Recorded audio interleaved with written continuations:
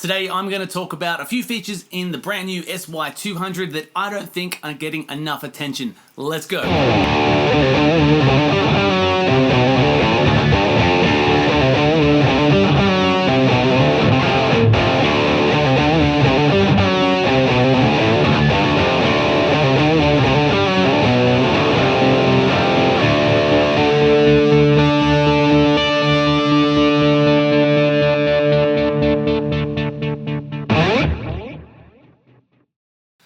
Hello, I hope you're all well. So when Boss first brought out the SY1, I was blown away. I thought it was magnificent, although obviously it lacked a few different capabilities, like tweaking and getting a preset was a bit of a challenge, and the SY200 is pretty much everything that I wanted it to be. So it's finally here, we have it, and it's awesome. There are a couple of features that I don't think are getting enough attention, and the biggest one, I reckon, is the fact that the SY200 now has a Midi clock, which means that you can sync it to an external device, and your sequences and your arpeggios are going to be in time. So for example, if you have an amp modeler like a GT1000, or if you're syncing to a looper, everything's just going to lock in. So today I'm using Ableton as my example, and the Midi clock is perfect. It's actually really easy to set up on the pedal. All you need to do is press the menu button, press Midi, and scroll all the way across until you come to this one here, sync. You can go auto or internal. Internal means that the clock is going to come from the pedal. Auto means that it's going to be coming from an external device. So whatever tempo is coming in, and you can see up here now it says Midi. If I go internal,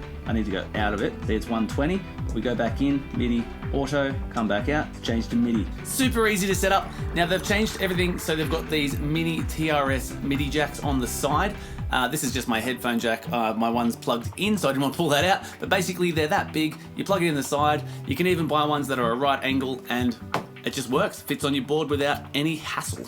You would have heard in my example at the beginning there that all of those sequences were locked in and they're in time. I achieved this by setting up the pedal exactly like that. I've got the tempo set in Ableton, MIDI cable coming out the back of my interface, which goes into my Morningstar controller, and everything is being sent through that into my SY200. But I'll give you an example now how quickly this responds. It's instantaneous. There's a bass sequence. Watch this just here. Right?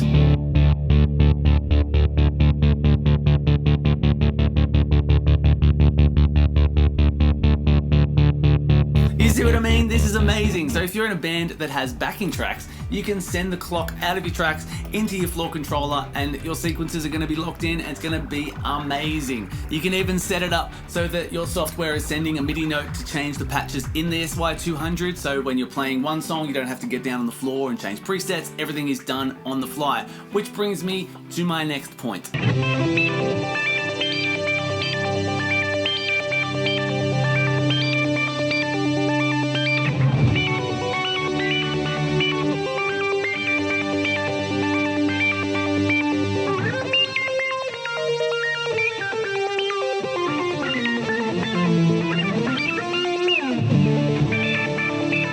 We all know the SY200 has 128 different presets. Now that's heaps, you're never gonna run out. And we can access these in a few different ways. Basically you can scroll through using this first button here. Excuse my big fat toe there. Or you can scroll on that memory button, which is this guy just here. But scrolling through 128 presets is really kind of not manageable. So they've given us a memory extent. So basically that means you can set, say you've got 5 different presets that you love, you can set them 1, 2, 3, 4, 5, and when you reach 5, it's just going to go back to number 1, so you can scroll through that way. But again, that's a lot of tapping, which is why I use my Morningstar MC8 MIDI controller. I've set up a page on that, and I've got 7 different patches.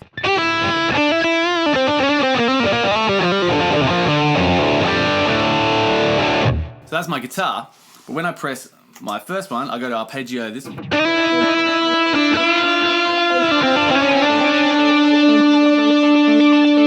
cool thing about doing it this way is that you don't have to set them out in any specific order. You just leave them where they are, and you press your button and it recalls that patch.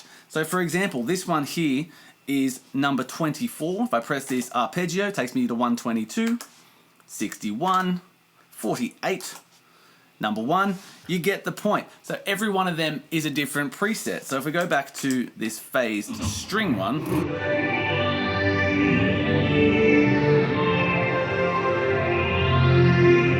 got that one, then sequence to pad.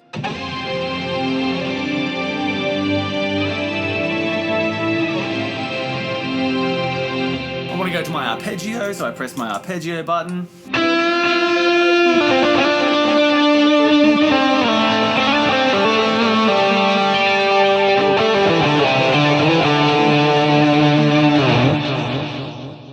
So obviously I've got a bit of lead guitar blended in with that arpeggio and my bass sequence that I used at the beginning.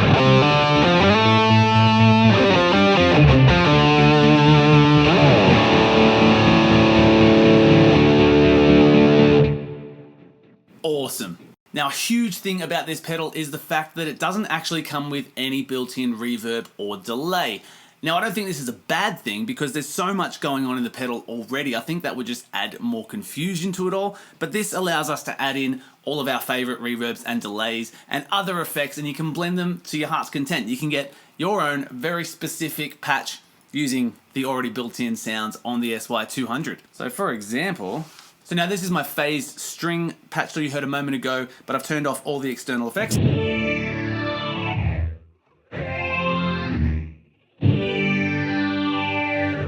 Now, while that sounds awesome, there's no delays, there's no reverb, so there's no kind of ambient space. You know, it just doesn't, it's kind of missing something. So for example, let's chuck a hall onto it.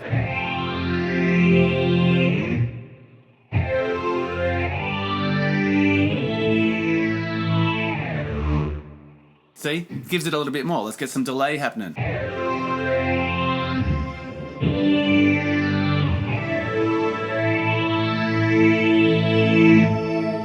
Right, now it's just added so much more to this patch. It's already sounded cool, but now you've got this extra ambient sound that goes along with it. Let's bring in the Boss Dimension C. So without.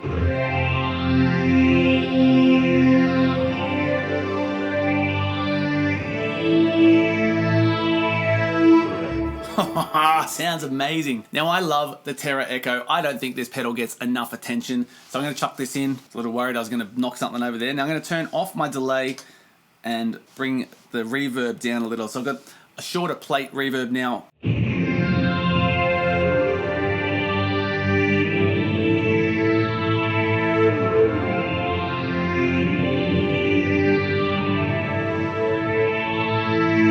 Doesn't that sound amazing? So the Terra Echo's got this like weird spatial thing happening, and with that phased string pad kind of sound, it just fills out and it sounds so good. I love it. Another amazing feature that you can do, now I have seen a few people do this one, but you can add an expression pedal in. I unfortunately can't because I don't have one, but you can assign the expression pedal to the direct level or the effect level. So when you're playing on your main guitar, you can blend in your arpeggio or your sequence or whatever you're putting in, or the other way around. You say you've got a full sequence sound, you can blend in your actual guitar. I think that's amazing. So I'm gonna have to get an expression pedal and give that a go. Now, whilst this is everything that I wanted the SY1 to be, I'm blown away and it's amazing. The one thing I would have liked is if they gave us a stereo option. I think it would have been really cool if you could spread some of these arpeggios or some of these phase sort of string pad kind of sounds. You can kind of achieve this by adding in your reverbs and your delays, and you can get some width happening, but it's a mono pedal. Like, it's usable and it's totally great. I would have liked to be able to have the option, you know? How I have my SY200 set up is I've got it running in through the effects loop on my GT1000 core. I don't like both my direct level and the effect going in and hitting the front of the amp.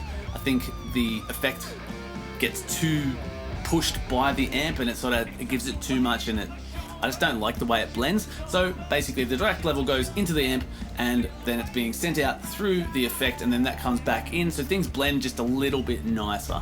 And there we go. That is my thoughts on some of the cool features of the SY200. If you don't have one, go and get one. It's amazing.